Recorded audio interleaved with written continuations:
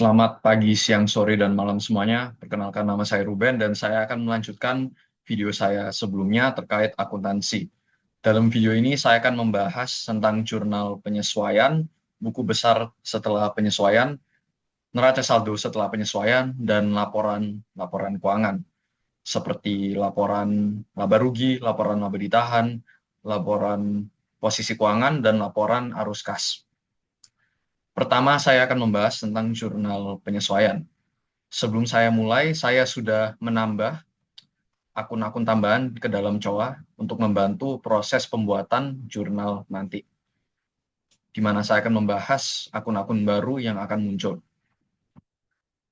Pertama, kami akan membuat jurnal penyesuaian. Ini bisa dilanjutkan dari jurnal umum sebelumnya, jadi sebuah campuran dari jurnal umum dan jurnal penyesuaian. Jadi saya bisa ganti namanya menjadi jurnal saja. Jurnal penyesuaian selalu dilakukan dalam akhir periode. Jadi dalam contoh kasusnya saya, periodenya berakhir pada bulan Oktober, walaupun biasanya berakhir pada bulan seperti Desember, sesuai dengan perusahaannya. Jadi kami tinggal lanjut saja di bawah sini untuk melakukan jurnal penyesuaiannya. Dan saya sudah membuat berbagai jenis soal untuk membantu menjelaskan tahap-tahap berikutnya. Mulai dengan soal yang pertama, yaitu bukti memorial. Bukti memorial adalah bukti yang biasanya dilakukan untuk membuat jurnal penyesuaian. Tapi sebelum saya menjelaskan lebih lanjut, saya ingin memberi pengertiannya apa sih sebenarnya jurnal penyesuaian. Jurnal penyesuaian dilakukan untuk menunjukkan saldo yang sebenarnya, karena biasanya ada perubahan. Contohnya, di dalam sini kalian bisa lihat bahwa sewa dibayar di muka untuk periode 1 tahun. Dan ini tidak dianggap sebagai beban karena belum dipakai. Tetapi, misalnya 1 bulan sudah lewat. Jadi, dalam 1 tahun ini, dengan seharga 12 juta, 1 bulan nilainya akan sebesar 1 juta. Jadi, jika 1 bulan sudah lewat, nanti 1 juta dari sewa dibayar di muka ini bisa dianggap sebagai beban. Dan hal tersebut akan ditulis dalam jurnal penyesuaian. Jadi, misalnya tidak ada penyesuaian dan nominalnya tetap 12 juta, itu kurang akurat dan tidak mencerminkan saldo aslinya. Oke, balik ke soalnya, yaitu bukti memorial. Kami bisa baca bahwa ini dikirimkan kepada bagian akuntansi dari bagian operasional pada tanggal 31 Oktober, karena biasanya hal-hal terkait jurnal penyesuaian akan dilakukan pada akhir periodenya. Mari kita baca isi memonya. Penyesuaian atas pemakaian perlengkapan kantor berdasarkan hasil stok opnam akhir periode. Nilai perlengkapan yang telah terpakai adalah sebesar 1,5 juta, sehingga perlu dicatat sebagai beban perlengkapan. Jadi, di dalam neraca saldonya, kami bisa melihat bahwa perlengkapannya ada sebesar 5 juta, dan jumlah tersebut berkurang sebanyak 1,5 juta. Nah, tetapi kami ingin edit data validation-nya dulu agar kami bisa menginputnya ke dalam sini untuk menghindari segala jenis typo yang dapat muncul. Karena meskipun saya sudah edit COA-nya, saya belum edit sumbernya agar saya bisa menjelaskan prosesnya secara lebih detail. Jadi kalian seleksi bagian di mana ada data validation-nya di dalam kolom akun debit dan akun kredit. Kemudian kalian pergi ke data seperti data validation biasa, pencet ini lagi. Nah, dan kalian tinggal pencet ini saja. Kemudian kalian extend sampai paling akhir. Terus pencet OK.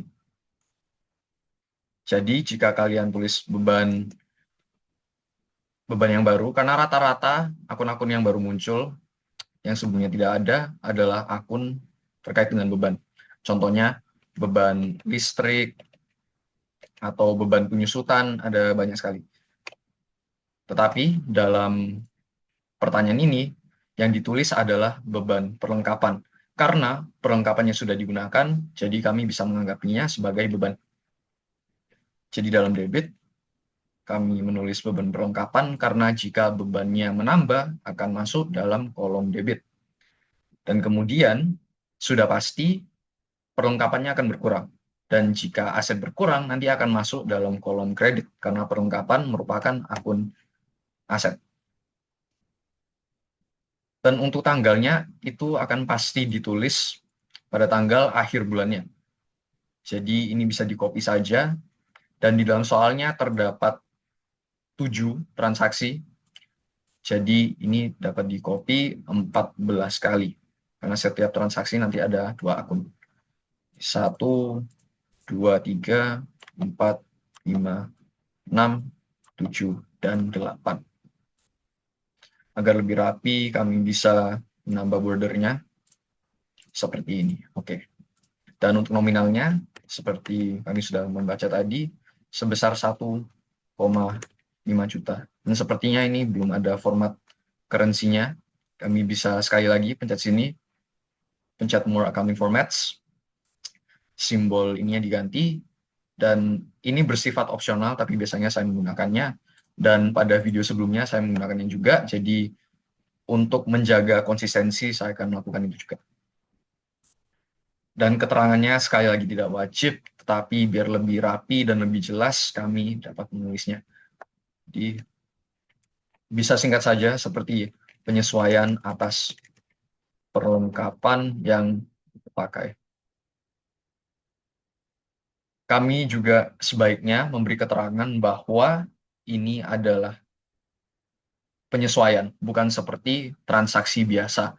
Karena meskipun tanggalnya tercatat 31 Oktober dalam akhir periode, itu bukan artinya bahwa itu pasti dari jurnal penyesuaian. Contohnya beban gaji dan kas ini, membayar gaji pada akhir bulannya. Ini bukan dari jurnal penyesuaian, emang sudah dilakukan pada akhir bulannya. Jadi untuk membantu dengan kejelasannya, kami bisa menambah kata kunci penyesuaian dalam keterangannya. Dan kami bisa lanjut ke soal kedua yang berupa bukti memorial sekali lagi kepada bagian akuntansi dari bagian administrasi. Isi memonya adalah penyesuaian atas sewa kantor yang telah terpakai selama 1 bulan. Berdasarkan jadwal sewa, periode Oktober 2025 telah berlalu, sehingga perlu diakui sebagai beban sewa sebesar 1 juta dan mengurangi akun sewa dibayar di muka. Seperti saya menjelaskan di awal, sewa dibayar di muka belum bisa dianggap sebagai beban karena belum terpakai. Tapi karena 1 bulan sudah lewat, kami boleh menganggapi nilai sebesar 1 bulan sebagai beban. Jadi kami bisa mengkalkulasi bahwa 1 tahun memiliki 12 bulan. Jadi 12 juta dibagi 12 bulan tersebut akan menghasilkan 1 juta per bulan. Jadi seperti tadi, jika bebannya meningkat, kami tulisnya di debit. Dan sewa di balik mukanya akan berkurang sebesar 1 juta. Penyesuaian atas sewa 1 bulan yang terpakai. Mungkin seperti itu.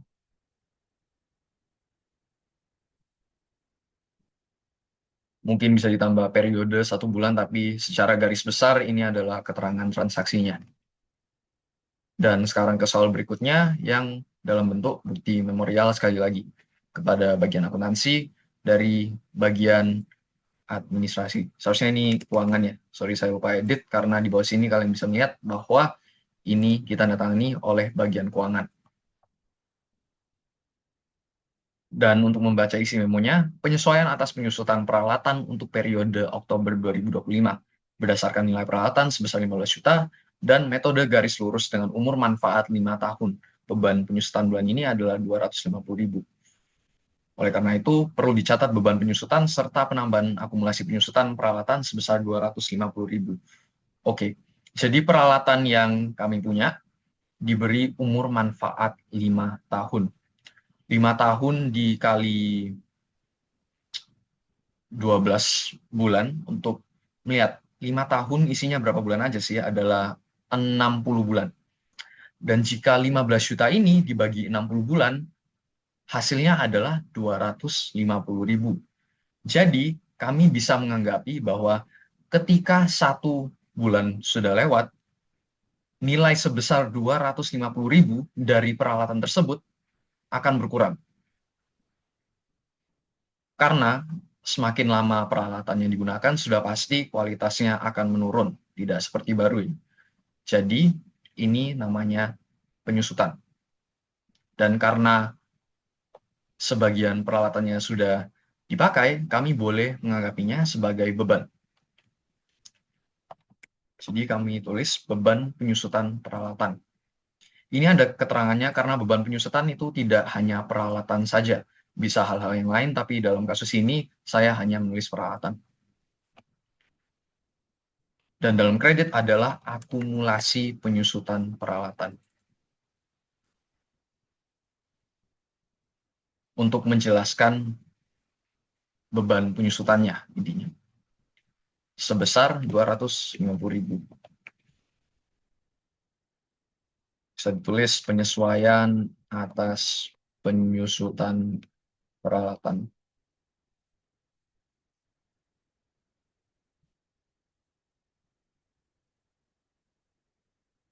Dan sekarang ke soal berikutnya. Nah, ini adalah kwitansi. Sudah bukan bukti memorial seperti sebelumnya. Nah, kenapa kwitansi masuk ke dalam jurnal penyesuaian? Padahal kalian bisa lihat di tanggal ini bahwa tanggalnya adalah 15 Oktober. Seharusnya ini tercatat. Tetapi jika kasusnya seperti ini artinya bahwa kemungkinan transaksinya lupa tercatat. Karena jika kalian lihat pada 15 Oktober, hanya ini transaksinya, utang dan kas. Di mana kami melunaskan utang kami terhadap CV buyer. Transaksi ini belum tertulis. Dan kadang-kadang dalam jurnal penyesuaian muncul hal-hal seperti ini, di mana transaksi yang lupa tercatat akan dicatat. Tetapi ini beda dengan penyesuaian. Ini hanya kasus di mana transaksinya memang lupa dicatat saja. Jadi itu harus dibedakan. Jadi ini adalah transaksi biasa. Kami bisa baca keterangannya di bawah sini.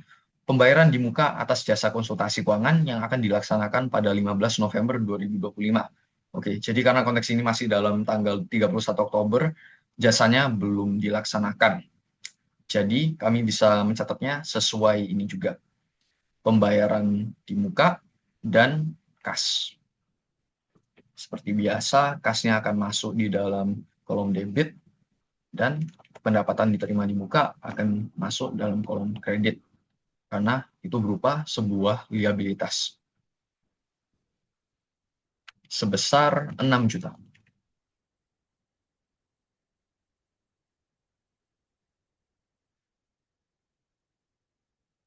Pencatatan pendapatan yang berupa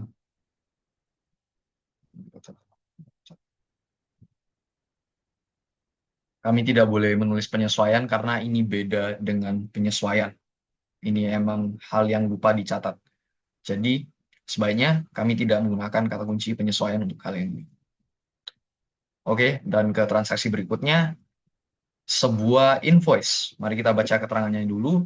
Pembayaran dilakukan secara kredit dan diharapkan dilunasi sebelum jatuh tempo. Jatuh temponya dalam tanggal 19 November. Dengan jasa konsultasi keuangan sebesar 4,5 juta. Jadi sepertinya ini adalah pemberian jasa dalam bentuk kredit. Jadi sudah pasti kami menulis piutang, di mana pihak luar berutang kepada usaha kita. Dan seperti soal sebelumnya, ini bukan sebuah penyesuaian. Karena jika kalian lihat tanggalnya, ini adalah 19 Oktober 2025. Jadi seharusnya dicatat sebelumnya, tetapi ketika kita cross-check sebentar saja, kita bisa melihat bahwa tanggal 19 Oktober tidak ada transaksinya sama sekali. Jadi Ini sebuah pencatatan yang lupa dicatat sebelumnya. Jadi piutang dan pendapatan jasa sebesar 4,5 juta.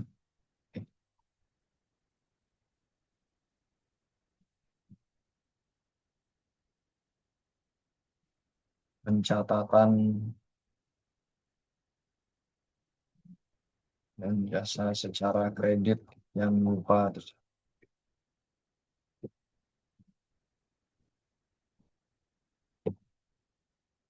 tercatat. Oke. Dan sekarang kami bisa lanjut ke soal berikutnya, yaitu bukti memorial lagi kepada bagian akuntansi dari bagian umum. Penyesuaian atas beban listrik bulan Oktober yang belum dibayar. Berdasarkan tagihan listrik dari PLN, jumlah yang harus dibayar adalah sebesar 850.000. Jadi ini biasanya beban yang dibayar pada akhir periode, tetapi seperti isi memonya, usaha kami yaitu CV Dortmund lupa membayar tagihan listriknya. Dan jika hal-hal tersebut lupa dibayar, seperti beban listrik atau beban air ataupun beban lainnya, itu maupun tidak semua beban juga, tetapi biasanya seperti itu, beban air, beban listrik, itu kami menulisnya sebagai utang. Karena seharusnya dibayar pada akhir bulannya. Tetapi karena kami lupa, itu akan tercatat sebagai utang. Jadi bebannya tetap bertambah, yaitu beban listrik,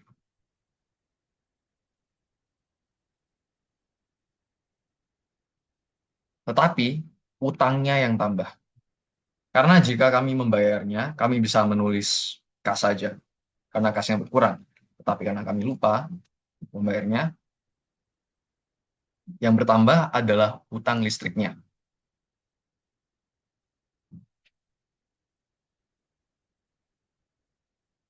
Sebesar 850.000.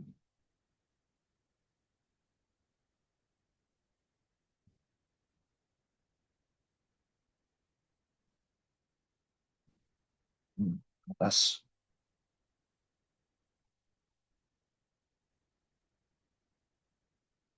listrik yang belum dibayar. Dan ke soal berikutnya, yaitu cek log karyawan, seperti absensi kerja ya, untuk melihat setiap karyawan total kehadirannya berapa aja sih, dan upah per harinya mereka, untuk mengetahui total upahnya mereka.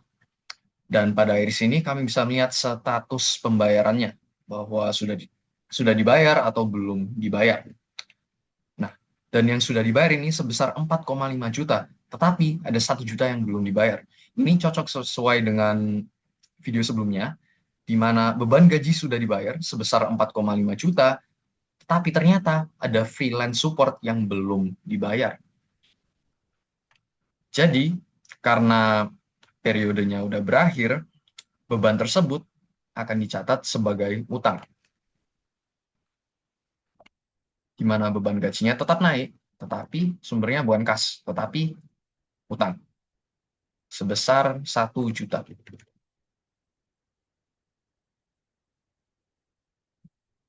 Penyesuaian atas gaji yang belum dibayar.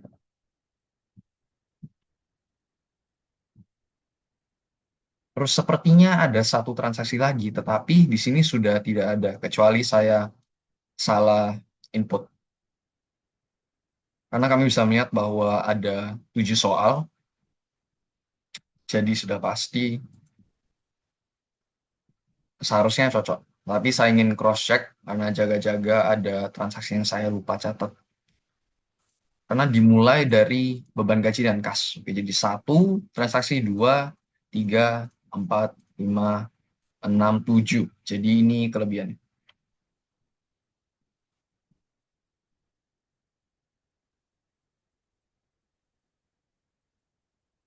Jadi ini bisa dihapus saja. Oke. Dan jurnal penyesuaiannya sudah selesai. Tetapi meskipun jurnal penyesuaiannya sudah selesai, kami harus edit buku besar dan neraca saldonya. Karena jika kami melihat dengan pivot table analyze dan pencet change data source, kami bisa melihat bahwa jurnal penyesuaiannya belum termasuk dalam bagian datanya. Jadi, kami harus mengganti data source-nya agar mencakup keseluruhan jurnalnya. Tidak hanya jurnal umum sebelumnya, tetapi jurnal penyesuaiannya juga. Agar perubahannya akan kelihatan intinya. Nah, karena ini tabelnya tidak bisa diedit, ini sebaiknya kita hapus saja. Tapi tidak apa-apa karena proses pembuatan buku besar tidak lama. Karena kami hanya menggunakan pivot table-nya dan kopas tabel dari setiap akun.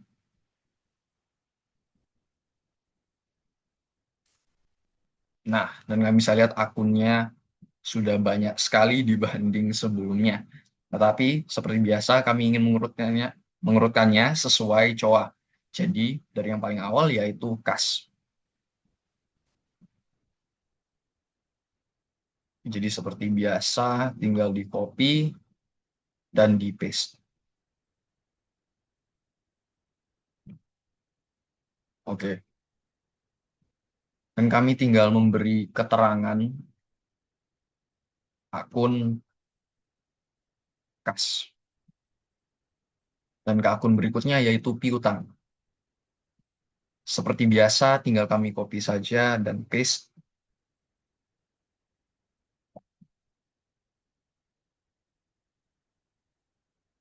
akun piutang dan kemudian perlengkapan.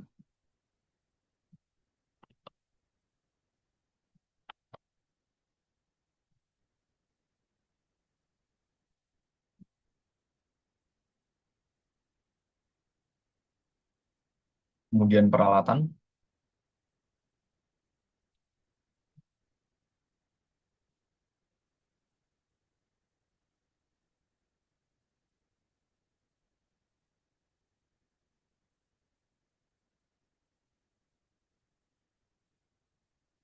Sewa dibayar di muka.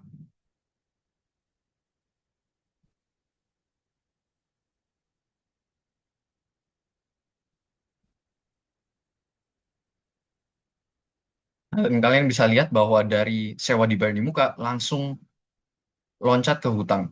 Tetapi masih ada akun dalam COA seratusan. Nah, di bawah sini, akumulasi penyusutan. Jadi ininya tidak berurut, tetapi saya tahu cara mengurutkannya dalam neraca saldo nanti agar tidak berantakan. Tetapi dalam proses filter ini saya masih kurang tahu. Karena meskipun COA-nya di sini sudah berurutan, di sini masih kelihatan beda. Tapi tidak apa-apa, kami menyesuaikan saja dengan melihat akumulasi penyusutan peralatan.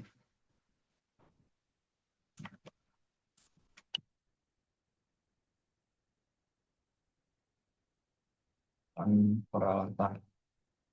Oke, dan itu akun terakhir dalam COA seratusan.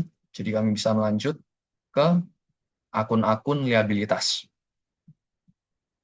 Dimulai dengan hutang.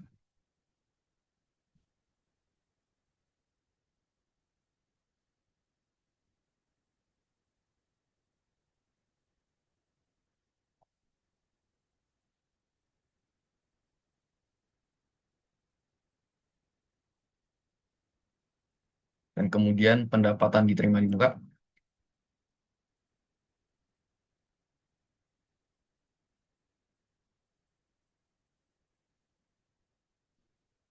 Oke, sepertinya ini typo, harus diedit agar sesuai dengan COA akun masing-masing.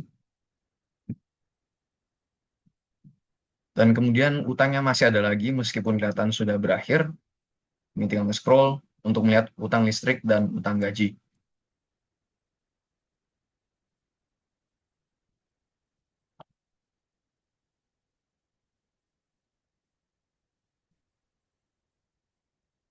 Dan sepertinya tidak bisa di paste. Oh ya,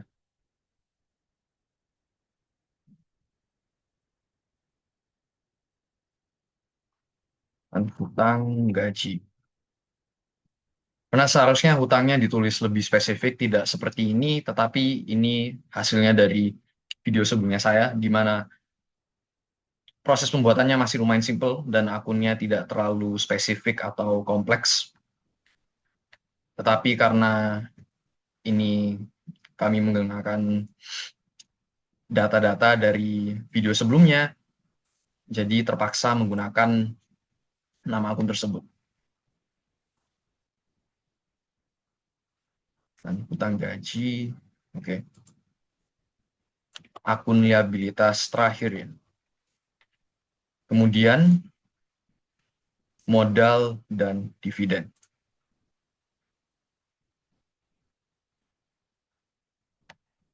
Ini hasilnya bisa dilanjut di sini, tetapi biar tidak terlalu panjang, akan saya lanjut di sini. Dan mungkin saya beri jeda yang lebih besar.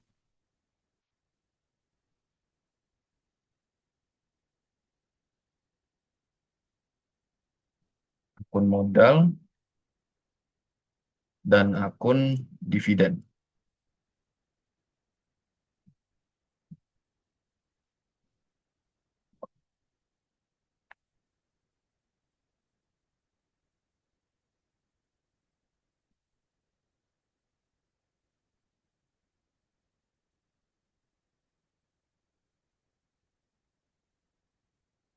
Mari kita lihat jika ada akun dalam coba 300-an dan sepertinya tidak ada. Jadi kami bisa langsung lanjut ke akun-akun beban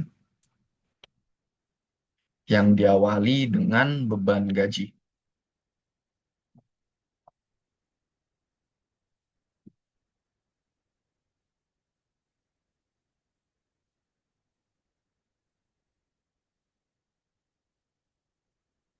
Kemudian beban perlengkapan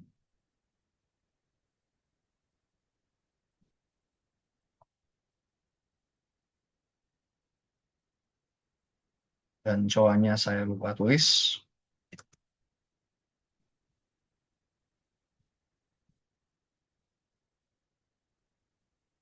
Beban sewa,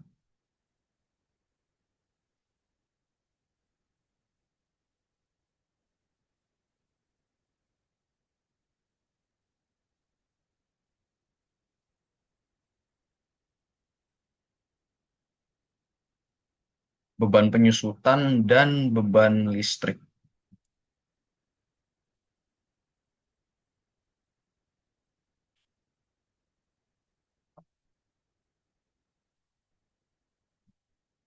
Beban penyusutan peralatan.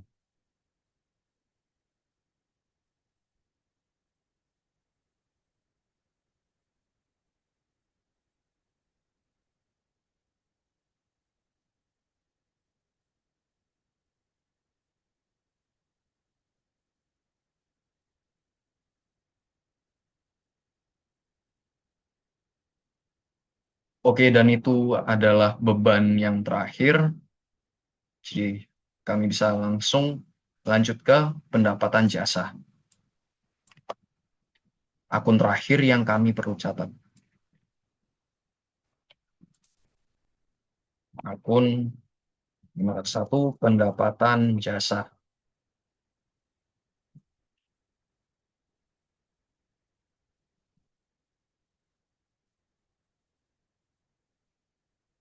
Oke, jadi ini adalah hasil buku besar setelah penyesuaian. Jadi kami bisa lihat akun-akun baru yang muncul dan bahkan transaksi yang sudah ditambah kepada akun yang sudah ada untuk mencerminkan saldo sebenarnya.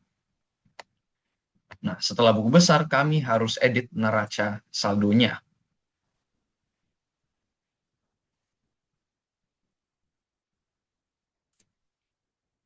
Kami bisa pencet ini, kemudian pivot table analyze, change data source, dan seperti tadi, nah, dan pencet OK. Dan hasilnya seperti ini.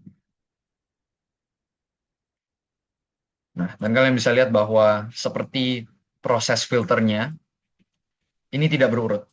Tetapi pada neraca saldo, kalian cukup pencet ini, kemudian pencet sort A to Z. Nah, nanti langsung berurut. dan sisa grand totalnya.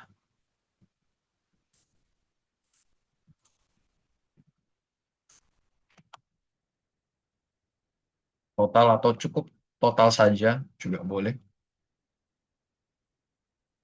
Di mana kami akan melihat bahwa saldonya balance atau tidak. Karena jika tidak balance, artinya ada kesalahan. Enter.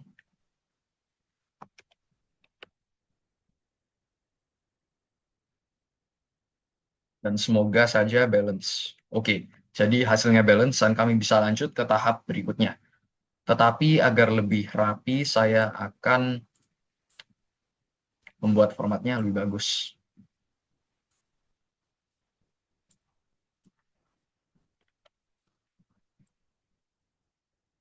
Jadi sebaiknya kami menambah judul kepada neraca saldonya dan laporan-laporan keuangannya juga. Untuk ini, di baris paling atas kami akan menulis nama perusahaan kami.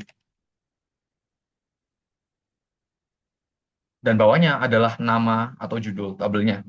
Dan ini adalah neraca saldo.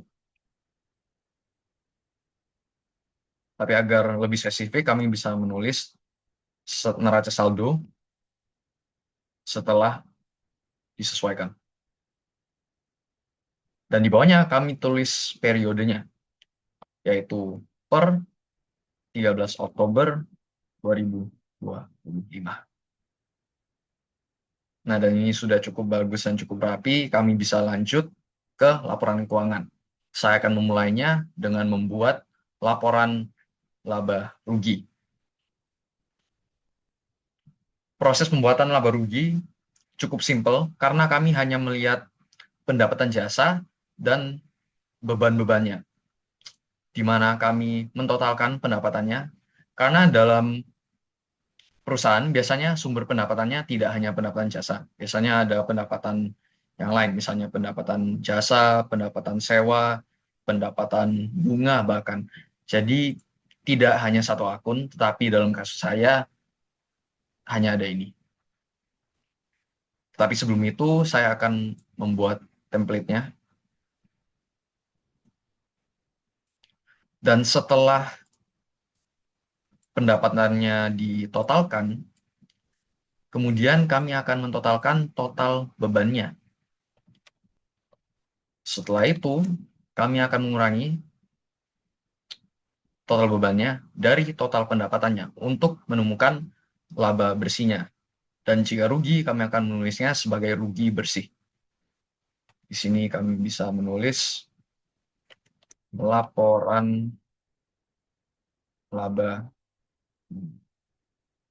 Dan di bawahnya kami menulis bukan per 31 Oktober, tetapi untuk periode yang berakhir pada 31 Oktober 2025.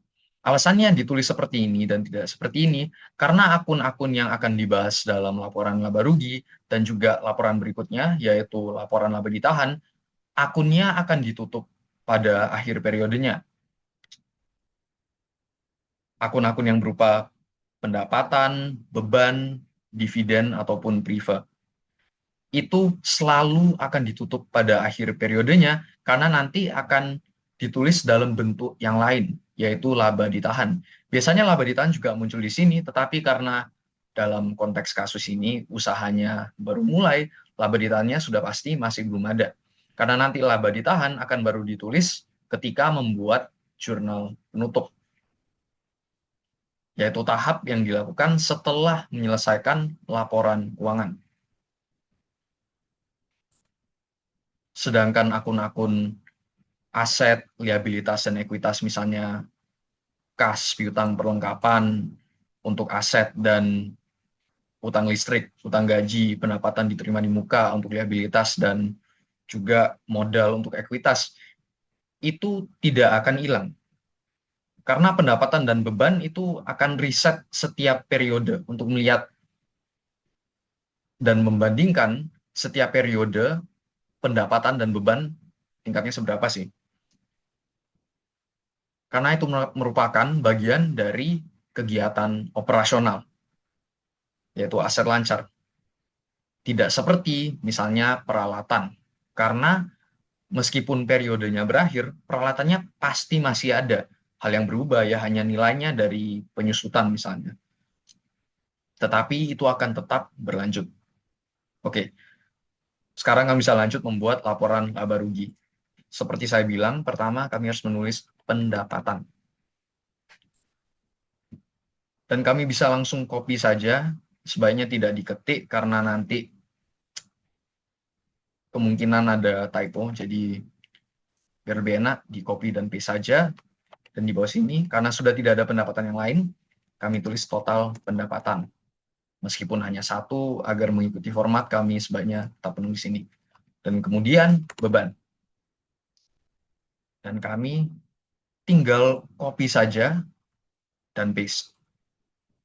Dan di bawah sini adalah total beban. Dan bawahnya laba bersih. Jika rugi, nanti kalian akan menulisnya sebagai rugi bersih. Tetapi aman-aman saja, dalam kasus saya ini tidak rugi. Jadi sebaiknya untuk nominal yang akan muncul, kalian menggunakan rumus. Opsi kalian setahu saya ada dua.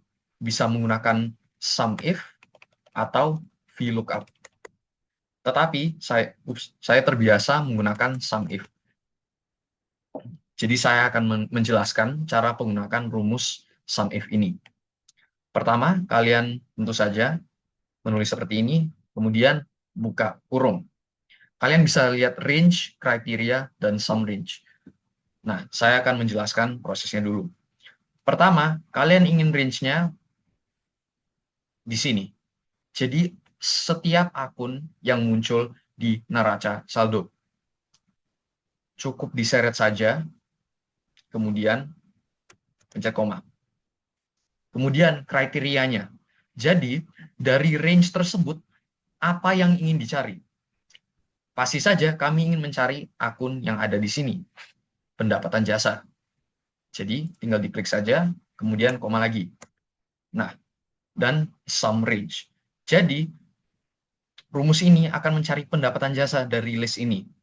Dan setelah dicari, akan ditemukan bahwa pendapatan jasanya ada di sini. Jadi, kami perlu menulis nominal apa yang ingin dihasilkan.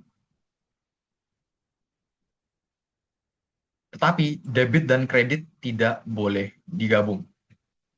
Itu harus terpisah, kalau enggak nanti datanya akan error munculnya. Jadi pertama, kita tulisnya untuk debit dulu. Kemudian plus sum if sekali lagi, tetapi kali ini untuk kolom kredit. Jadi, misalnya kami hanya menggunakan ini. Nanti pendapatan jasanya akan ditemukan di sini. Tetapi saldo debitnya tidak ada. Jadi hasilnya akan muncul seperti nol. Jadi kami perlu menulis rumusnya untuk melihat saldo kreditnya juga. Mungkin kalian bertanya, kenapa tidak langsung saldo kreditnya aja kalau akunnya memang di sini?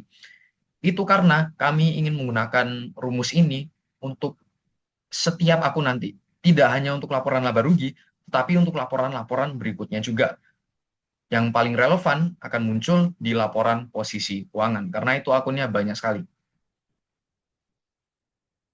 Jadi kami tinggal mengulanginya, SUMIF range-nya, kemudian akun yang ini cari, dan kali ini kami melihat saldo kreditnya. Nah, tetapi sebelum saya mencari enter, saya perlu melakukan ini dulu. Menambahkan string.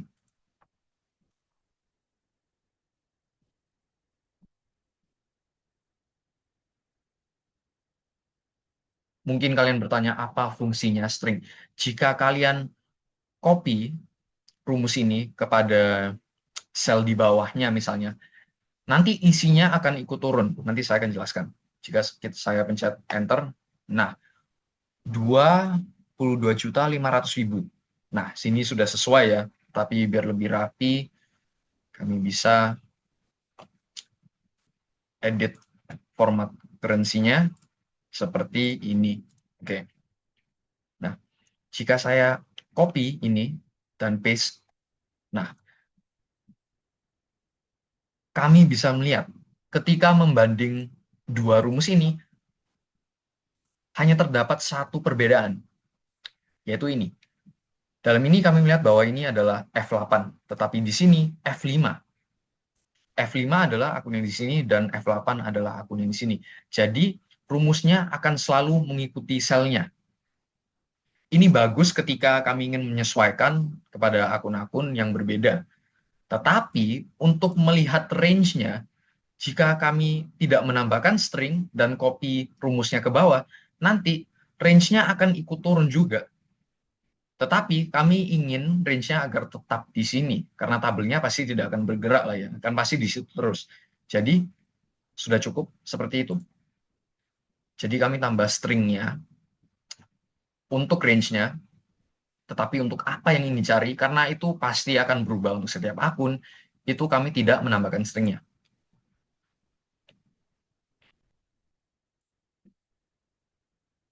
Dan ini cukup gampang, tinggal di-copy saja, nah, dan sudah selesai. Sudah cepat dan tidak rumit sama sekali. Untuk total pendapatan dan total beban, biasanya kami menggunakan sum. Dan ini tinggal diseret saja, pencet enter, dan kami sudah menemukan hasilnya. Dan untuk pendapatan, ya aslinya kita tidak perlu sum karena di sini cuma ada satu, tetapi agar rumusnya sama saja, saya akan menggunakan sum. Boleh nanti muncul seperti ini. Nah, pada akhirnya kami perlu menghitung laba bersihnya atau rugi bersih, di mana kami mengurangi total pendapatan dengan total beban. Nah, dan ini adalah laba bersih pada periode tersebut. Sebelum saya lanjut ke tabel berikutnya, laporan berikutnya, yaitu laporan laba ditahan, yaitu sebuah lanjutan dari laporan laba rugi aslinya. Karena laporan laba rugi juga dilakukan untuk membantu perhitungan laba ditahan. Tetapi sebelum saya menjelaskan lebih dalam, saya akan merapikan laporannya dulu.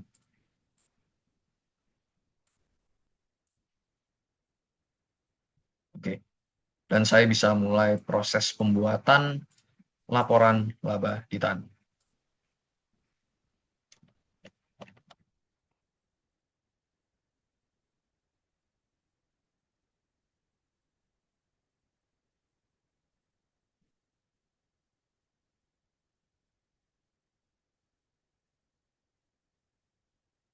Oke. Sebelum saya mengisi laporan laba ditahan, kami perlu mengetahui rumus laba ditahan dulu, yaitu pendapatan dikurangi beban dikurangi dividen atau preferred. Biasanya, tergantung usahanya, mereka hanya memiliki satu, antara dividen atau priva. Ketika kami melihat neraca saldonya, kami bisa melihat bahwa ada dividen, tapi privanya tidak ada. Jadi, untuk kasus ini cukup pendapatan dikurangi beban dikurangi dividen. Dan setelah itu, kami dapat menemukan laba ditahannya. Nah, tapi mungkin kalian sudah sadar, pendapatan dikurangi beban sudah dilakukan dalam laporan laba rugi. Jadi, proses ini kami hanya menguranginya dengan dividennya saja. Oke. Tetapi sebelum kami menambah laba bersihnya, biasanya ada laba ditahan dari periode sebelumnya. Jadi di laporan seperti ini biasanya ditulis saldo laba ditahan awal periode. Tetapi karena CV Dortmund adalah perusahaan yang barusan mulai dan barusan berjalan, sudah pasti perusahaannya belum memiliki laba ditahan. Jadi kami tinggal menulis 0 atau garis secara otomatis. Kemudian kami tulis ditambah, yaitu laba bersih dari ini. Dan dikurangi dividen. Kemudian kami menulis saldo laba ditahan akhir periode untuk melihat laba ditahan yang baru. Jadi laba bersih kalian bisa kopas atau menggunakan ini saja. Dan dividen bisa melakukan ini. Oke, jadi rumusnya sudah pasti laba ditahan minus dividen. Dan ini adalah saldo laba ditahannya. Cukup pendek karena ini bisa dianggap sebagai sebuah lanjutan dari laporan laba ruginya, jadi yang perlu diisi di sini tidak terlalu banyak.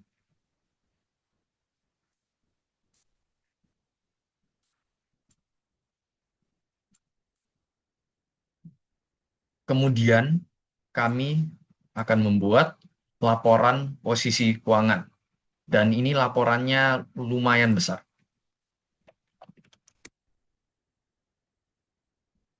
Jadi dalam laporan posisi keuangan, kami akan menulis aset, liabilitas, dan ekuitas. Mungkin jika kalian lihat di neraca saldonya, pendapatan, beban, dan dividen ini sudah dibahas. Tetapi kas piutang perlengkapan aset-asetnya, liabilitasnya seperti hutang, gaji dan listrik, dan ekuitas belum ditulis sama sekali. Dan itu akan ditulis dalam laporan posisi keuangan.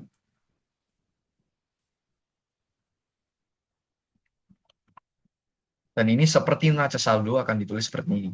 Per 31 Oktober 2025. Karena akun-akun yang di basis ini tidak akan ditutup. Yang ditutup hanya di sini. Makanya mereka menggunakan keterangan tanggal seperti ini. Jadi sudah pasti kami akan menulis asetnya dulu. Kemudian liabilitas, dan akhirnya ekuitas. Aset dan kita cukup copy saja sudah nggak apa-apa. Ini ada 6 akun.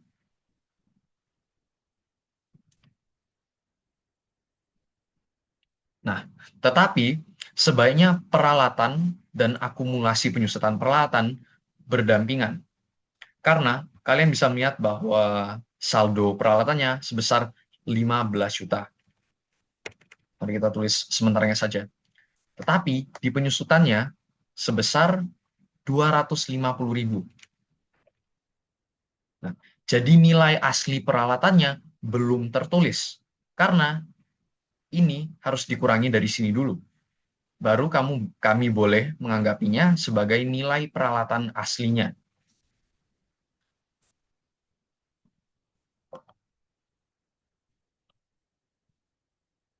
Jadi meskipun coanya tidak berurut secara, ya berurut lah intinya, sebaiknya dilakukan seperti ini, di mana peralatan dan akumulasi penyusutannya berdampingan. Karena akumulasi penyusutan bukan terlalu seperti aset, tapi aset negatif untuk melengkapi peralatannya, untuk menunjukkan nilai sebenarnya. Dan di paling bawah kami akan menulis total aset. Dan di sini kami bisa menulis liabilitas. Nah, dan kami melihat dulu liabilitasnya ada apa saja. Dan kalian juga bisa lihat coanya dapat membedakan akun-akunnya dengan baik. Jadi kami bisa tahu yang mana termasuk aset, yang mana termasuk liabilitas, ekuitas, dan seterusnya. Dan terakhir, total liabilitas, kemudian ekuitas, di mana kami menulis modal. Kenapa saya tidak menulis dividen? Karena dividen, beban, dan pendapatan sudah ditulis di sini. Akun-akun tersebut dihitung untuk mendapat laba ditahan. Dan akun itu yang akan ditulis. Seharusnya akunnya sudah muncul di sini, tetapi karena seperti saya bilang, ini merupakan perusahaan yang baru, sebelumnya memang belum ada. Jadi karena akunnya belum ada, sudah pasti tidak ada di coanya. Jadi tinggal ditulis saja laba ditahan. Sebuah rangkuman dari pendapatan, beban, dan dividen perusahaan. Dan di sini kami menulis total ekuitas, dan pada akhirnya total liabilitas plus ekuitas. Ini akan dilakukan untuk mengecek bahwa asetnya seimbang dengan liabilitas dan ekuitas. Karena jika ada perbedaan, sudah pasti ada kesalahan yang perlu dilihat lagi. Dan kami bisa menggunakan, seperti saya bilang sebelumnya, ketika membuat laporan laba rugi, rumus yang digunakan di sini bisa digunakan di sini juga. Tetapi kami perlu melakukan sebuah modifikasi yang simple. Kenapa ini bisa dilakukan pada laporan ini, tetapi jika saya paste ke sini, hasilnya kosong, meskipun kas sudah pasti ada saldonya. Pertama, kami harus melihat rumusnya dulu. Ketika kami pencet F5, oh sorry, ini barusan diedit. Ketika kami pencet K5, kami bisa melihat bahwa isi sel yang dianalisis adalah ini, yaitu sesuai dengan ini, di mana akan dilihat satu sel sebelahnya. Sedangkan ini harus pindah 2 kali. Jadi kami tinggal menyesuaikannya menjadi J. Nah, sekarang kami bisa melihat bahwa yang dilihat adalah akunnya, bukan yang kosong ini. Nah, 35 juta sesuai dengan ini. Dan kami tinggal seret saja, seperti itu.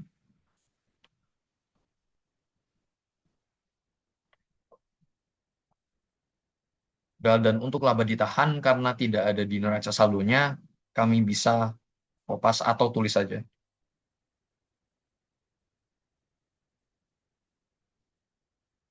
Menambah format currency-nya, seperti biasa.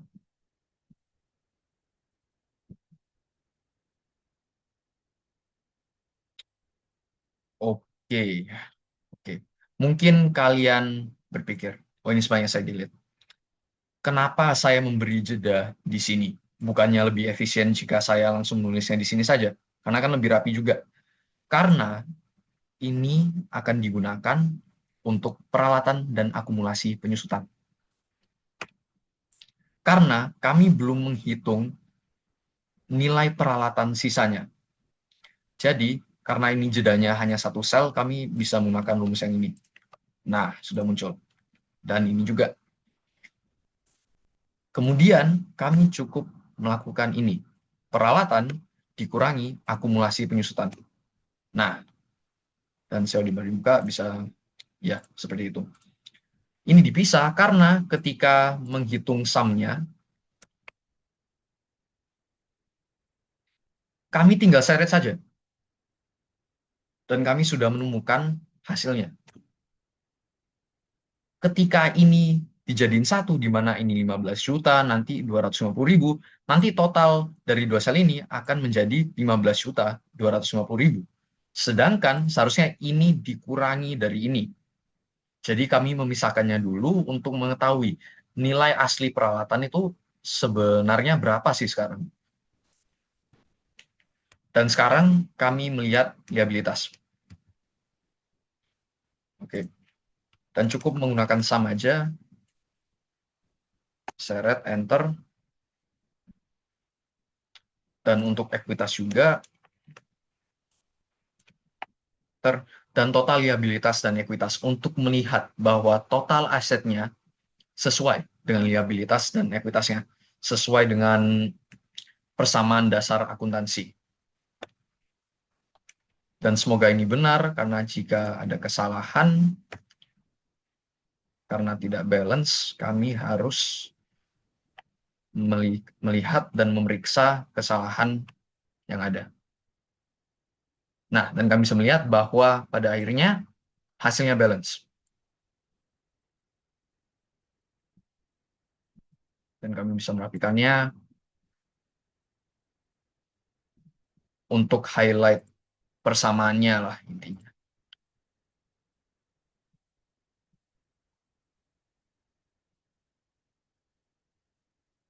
Oke, kami sudah selesai membuat 3 jenis laporan. Laporan laba rugi, laporan laba ditahan, dan laporan posisi keuangan. Juga neraca saldo yang sudah disesuaikan. Jadi, kami akan berlanjut ke laporan yang terakhir, yaitu laporan arus kas. Aslinya isinya tidak banyak, tetapi bagi saya ini yang paling ribet untuk membuat. Karena saya tidak tahu kenapa ketika membuat rumusnya selalu ada error atau kesalahan. Tetapi semoga kali ini akan tidak ada errornya. Seperti biasa, kami akan membuat template-nya dulu.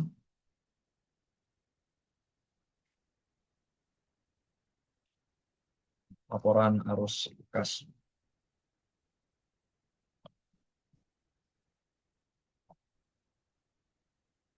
Jadi dalam laporan arus kas, kami akan melihat segala transaksi yang melibatkan akun kas. Jadi jika ada transaksi yang ada kasnya, misalnya Oktober 1, setoran modal awal, itu akan pasti muncul di arus kas. Tetapi mungkin tanggal 2, peralatan dan kas, oh itu juga ada kasnya, jadi itu akan muncul juga. Misalnya yang tidak ada kasnya ini, tanggal 9, perlengkapan dan utang. Transaksi tersebut tidak ada akun kasnya. Jadi, itu tidak akan muncul di laporan arus kas. Tetapi ini akan dibagi ke dalam 3 kategori. Yang pertama, aktivitas operasional. Untuk menghitung hal-hal terkait aset tidak lancar. Misalnya memberi jasa, menerima pembayaran atas jasa yang sudah diberikan, atau membeli perlengkapan. Jadi hal-hal yang bukan jangka panjang. Ya seperti yang ada di laba rugi dan laba ditahan. Hal-hal yang akan di reset intinya dan tidak bersifat jangka panjang. Dalam aktivitas operasional ada 2. Yang pertama itu pemasukan kas. Jadi untuk pendapatan intinya. Yang kedua, pengeluaran kas. Jadi untuk membayar beban misalnya. Dan pada akhirnya kami akan menulis kas bersih operasional. Jadi ketika kami sudah mengetahui total pemasukan kas dan total pengeluaran kas, kami akan mengurangi total pengeluarannya dari total pemasukannya untuk mengetahui kas bersihnya. Setelah itu ada aktivitas investasi. Investasi itu ada banyak. Misalnya membeli peralatan, membeli gedung, membeli tanah. Tetapi dalam kasus ini cukup hanya satu aja, yaitu membeli peralatan. Jadi kami bisa menulis pembelian peralatan. Seharusnya lebih banyak, tetapi karena ini adalah kasus yang kecil, cukup ini saja, tidak apa-apa. Kemudian kas bersih investasi. Kemudian kami lanjut ke aktivitas terakhir, yaitu aktivitas pendanaan. Jika kalian mau tulis kegiatan operasional daripada menggunakan aktivitas, itu juga boleh. Tergantung preferensi saja. Dalam aktivitas pendanaan, ada 2. Modal dan dividen atau priva. Tapi karena kasus ini tidak ada priva, kami cukup menulis modal dan dividen. Ini bahwa kas bersih pendanaan. Dan di bawah ini semua, kami menulis total arus kas. Jadi total dari semua kas bersihnya akan ditotalkan. Tapi mungkin kalian sadar, jika kami menulisnya seperti ini, kami harus menghitung totalnya dari berbagai transaksi. Karena pemasukan kas sudah pasti tidak hanya satu transaksi saja. Kan kami menerima kas itu ada banyak. Misalnya di sini pendapatan jasa ada 4. Jadi bagaimana kami dapat menghitung totalnya? Nah, kali ini kami menggunakan sumber yang berbeda, yaitu jurnal. Untuk laporan 3 ini, kan kami cukup menggunakan neraca saldo. Tapi ini beda, karena kami ingin melihat transaksi spesifiknya, bukan hanya saldo akhirnya. Kalian bisa menggunakan buku besar juga, tetapi saya lebih terbiasa menggunakan jurnal. Oke, jadi pertama kami harus menambah filter, tapi sepertinya ini sudah ada filternya. Tetapi agar lebih jelas saja, saya akan memberitahu cara menambah filternya. Kalian cukup select yang paling atas ini, kemudian ke data, dan pencet filter. Nanti akan muncul panah putih seperti ini.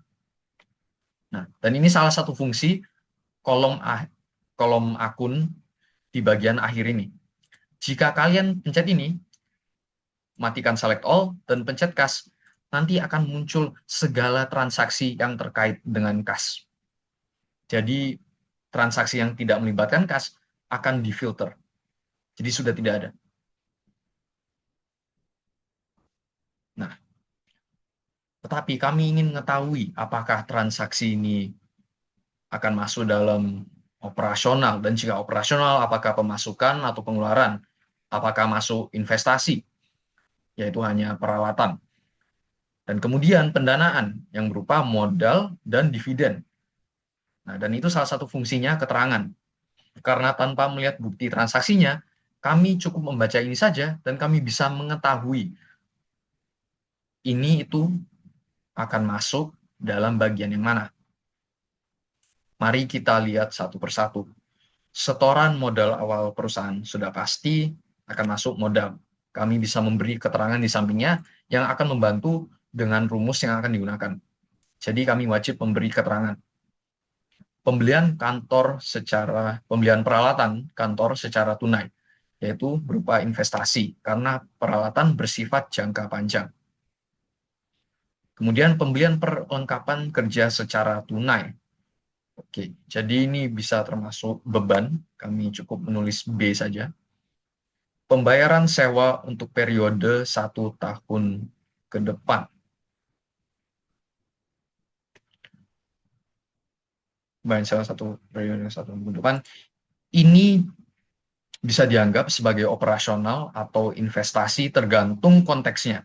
Tetapi dalam konteks ini, yaitu menyewakan tempat untuk menjalankan perusahaan jasa kami, ini akan masuk dalam bagian operasional. Jadi kami menulis B. B adalah singkatan untuk beban, meskipun ini adalah sewa dibayar di muka, ini adalah sebuah rangkuman aja lah intinya untuk pengeluaran. Tetapi jika saya tulis P untuk pengeluaran, untuk pendapatan nanti kan awalnya P juga, jadi nanti akan membingungkan. Jadi agar gampang, saya menulisnya B saja. Tetapi meskipun saya tulis B, bukan artinya transaksinya merupakan beban. Karena pembayaran sewa untuk periode 1 tahun ke depan tidak termasuk beban, karena belum digunakan. Oke, mari kita lanjut. Penerimaan pendapatan jasa, kami bisa menulisnya sebagai P, yaitu pendapatan. Penerimaan piutang juga pendapatan. Pelunasan hutang, beban, atau pengeluaran intinya. Jadi jika saya bilang B atau beban, intinya adalah pengeluaran, meskipun mereka adalah hal-hal yang berbeda. Dan ini penerimaan pendapatan, P, pembayaran dividen, oke. Jadi dividen kami memberi keterangan D. Pembayaran beban gaji perusahaan sudah pasti B, dan pencatatan pendapatan diterima di muka yang lupa dicatat B. Oke, jadi kami sudah selesai membuat keterangannya. Kemudian kami membalikkan jurnalnya seperti biasa. Nah, dan keterangannya masih ada di sini, tetapi lebih tercemar karena akun-akun yang tidak memiliki kas mulai muncul. Dan kami akan balik ke neraca saldonya untuk mengetik rumusnya. Jadi rumusnya tetap menggunakan sum if. Pertama, kami harus melihat range-nya dulu.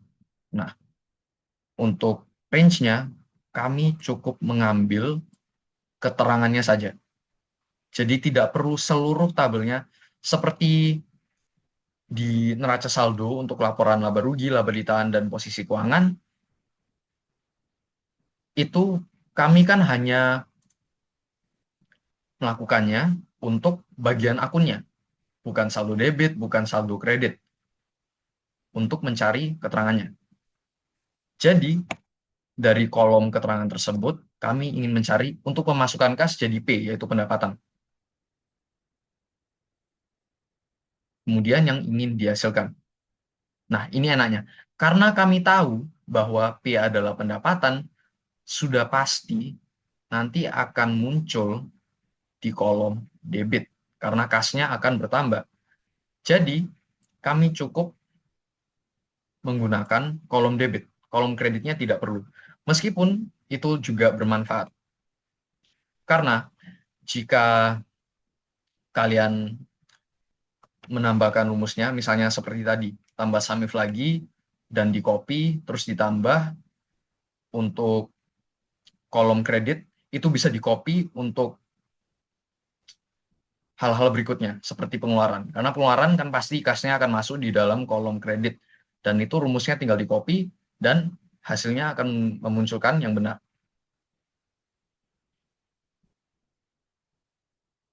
Tapi cukup ini saja akan menghasilkan jawabannya. Dan semoga tidak ada error. Nah, ada errornya. Jadi seharusnya dari neraca saldo ini, oh, sepertinya ini errornya. Karena kan bukan neraca saldo. Kan A3 hingga A42 ingin dicari di dalam jurnalnya.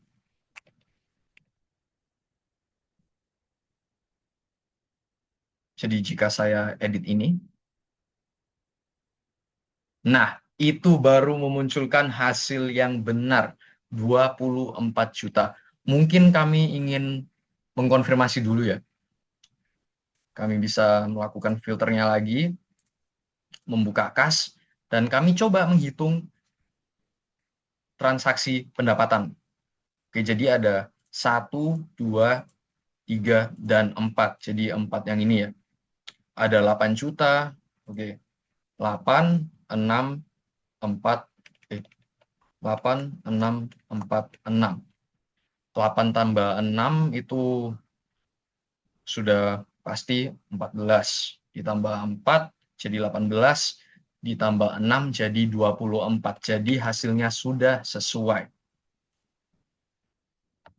Dalam rumus ini, kami hanya menghasilkan nominal dari satu sel. Jadi jika kami ingin mencari pendapatan jasa, ya cukup akun itu saja.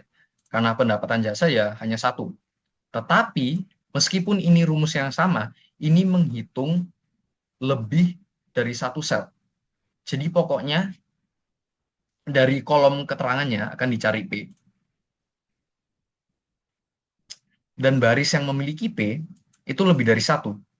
Nah, jadi ini dicari. Kemudian dilihat barisnya.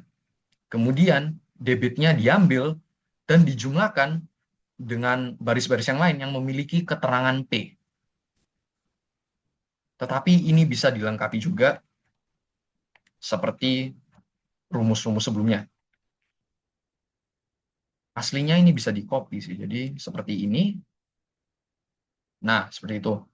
Karena ini tetap P, tetapi ini diganti jadi F.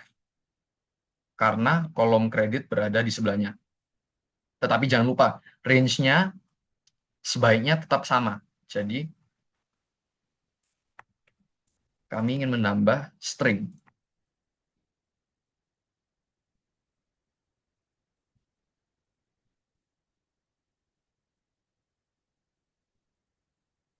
Dan saya tidak tahu kenapa, tapi tanda petiknya tiba-tiba hilang sendiri. Mari kita lihat bahwa itu mempengaruhi hasilnya. Tidak. Jadi, tanda petiknya, yaitu tadi seperti ini ya, itu tidak wajib. Jadi, cukup jurnal saja gitu, tergantung judulnya tab kalian ini, itu sudah cukup baik. Mana? Oh ya, enter. Nah, jadi jika kalian seret, ini masih belum cukup karena keterangannya yang dicari itu masih P. Sedangkan untuk pengeluaran keterangan yang ditulis adalah B. Tetapi jika ini diganti jadi B dan kami pencet enter, nah hasilnya 21,5 juta. Dan kami sudah mengecek ini bahwa apakah kalkulasinya benar. Dan ternyata hasilnya benar. Jadi ya kami bisa menganggapi bahwa ini juga benar. Kemudian totalnya kami bisa menulisnya di sampingnya agar lebih rapi. Cukup pemasukan dikurangi pengeluaran. Nah, oke. Dan sekali lagi, ini bisa digunakan untuk ini, dan ini juga. Tetapi keterangannya diganti. Untuk aktivitas investasi pembelian peralatan, saya memberi keterangan I untuk investasi. Nah, dan hasilnya 15 juta. Sesuai dengan pembelian peralatan senilai 15 juta. Dan ini akan di-copy untuk modal dan dividen. Meskipun kalian juga bisa copy modal dan dividennya dari sini, karena itu bukan kalkulasi ya, karena sudah ditulis dalam neraca saldo, saldo akhirnya berapa sih, begitu. Tetapi karena kami sudah menulis rumusnya dan kami sudah memberi keterangan juga dalam jurnalnya, sebaiknya kami menggunakan rumus yang sama juga.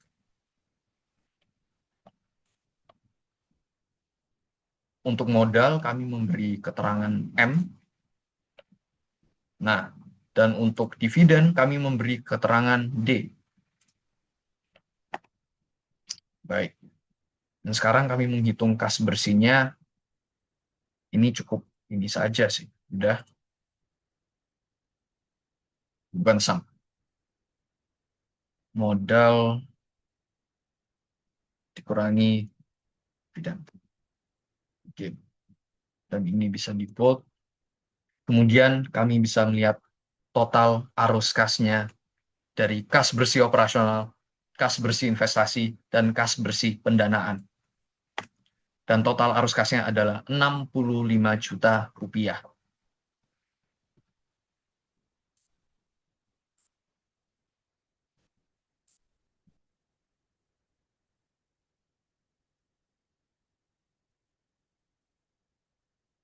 Oke.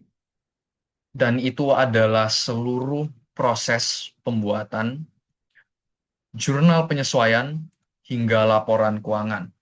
Meskipun setelah laporan keuangan, masih ada jurnal penutup untuk mengakhiri periodenya, untuk secara ofisial menutup akun-akun tersebut. Pendapatan, beban, dan dividen. Karena seperti saya bilang, akun-akun tersebut bersifat jangka pendek dan akan reset pada akhir setiap periode. Jadi setiap periode, pendapatan, beban, dan dividennya akan berbeda. Dan tidak numpuk intinya. Tetapi itu bukan artinya pendapatan, beban, dan dividen akan hilang. Karena mereka muncul dalam bentuk yang lain, yaitu laba ditahan. Yang akan muncul sebagai akunnya sendiri dalam neraca saldo pada periode berikutnya. Karena dalam jurnal penutup nanti laba ditahan akan tertulis. Karena untuk menutup akun-akun tersebut, nilai mereka harus dipindah ke dalam sebuah akun. Mereka tidak bisa hilang seenaknya aja. Jadi mereka akan memindah ke dalam laba ditahan.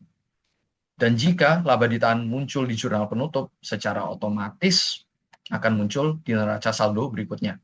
Karena neraca saldo didasarkan oleh jurnal yang dibuat. Jadi secara garis besar, neraca saldo setelah disesuaikan adalah saldo debit dan kredit yang baru setelah penyesuaian untuk melihat saldo setiap akun yang ada, dan totalnya untuk melihat dan mengkonfirmasi bahwa balance atau tidak. Karena jika tidak balance, artinya ada sebuah kesalahan. Kemudian laporan laba rugi, di mana kami melihat laba bersih atau rugi bersih perusahaannya, dengan melihat total pendapatannya dan menguranginya dengan total bebannya. Tetapi kami tidak menulis totalnya saja. Kami menulis dulu pendapatannya ada apa saja dan bebannya ada apa saja sebelum menghitung totalnya. Kemudian laporan laba ditahan, di mana kami menggunakan laba ditahan awal periode jika ada, menambahnya dengan laba bersih periode sekarang ini, menguranginya dengan dividen atau priva tergantung perusahaannya, untuk menemukan saldo laba ditahan akhir periode yang akan muncul di periode yang baru. Kemudian laporan posisi keuangan untuk mengetahui aset perusahaan, liabilitas perusahaan, dan ekuitas perusahaan. Dan sekali lagi untuk mengecek bahwa aset dan liabilitas plus ekuitasnya seimbang atau tidak. Dan terakhir, laporan arus kas untuk mengetahui aktivitas operasional, aktivitas investasi, dan aktivitas pendanaan sebuah perusahaan. Jadi segala transaksi yang melibatkan akun kas. Jadi saya rasa itu sudah cukup untuk menjelaskan semuanya. Mohon maaf jika ada salah kata atau kurang jelas dalam penjelasannya. Semoga bermanfaat. Terima kasih.